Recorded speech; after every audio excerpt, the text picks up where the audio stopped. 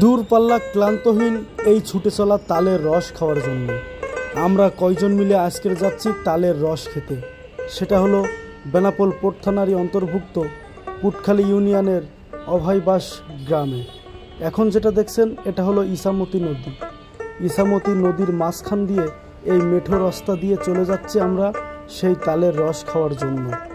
সত্যিই মনোমুগ্ধকর একটা দৃশ্য।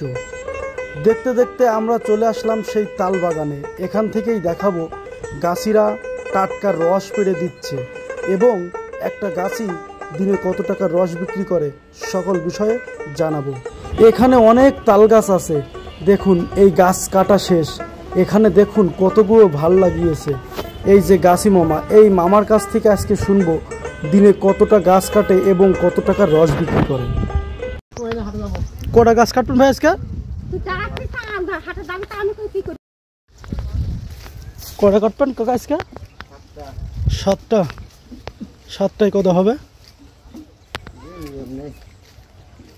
সকাল বিকেল ভেজে 1000 তারিখ কেটে হবে। 1000 তারিখ? 7টা গাছ কেটে 4000 টাকা। ওরে আল্লাহ, প্রতিদিন কত করে গ্লাস বেছেন?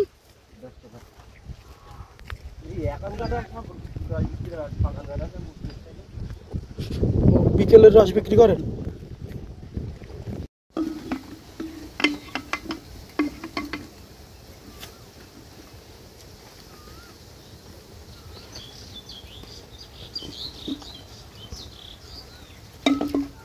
ভালো ভিতরে সাদা সাদা কেন কাকা? চুন দিতে হয়? চুন দিলে কি হয়, সাদা হয়? না দিলে রস ভুলাই যাবে। ও আচ্ছা। একটা একটা গাছে কয়টা করে ভাড় পাতে? 8টা 9টা 7টা 5টা নিয়ম নেই। এই গাছে কয়টা পাটবেন? 9টা। সত্যি অবাক হয়েছি, একটা তাল গাছে নাকি 9টা ভাড় পাতা হয়, যেখানে খেজুর গাছে মাত্র একটা। এই কথাটা আগে আমার জানা ছিল না। সত্যিই অবাক করার বিষয়। কত কষ্ট করে গাছ কাটছে দেখুন।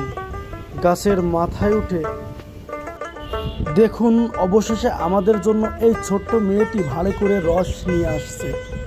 এখনই কিন্তু আমাদের রস খাওয়ার পালা। এটাতে অনেক ময়লা থাকার কারণে আগে থেকে ছেঁকে নিচ্ছে। আমাদেরই এক বড় ভাই প্রথম শুরু করলো বিসমিল্লাহ বলে। রসের কালারটা সেই ছিল, সেই মিষ্টি, সেই স্বাদ।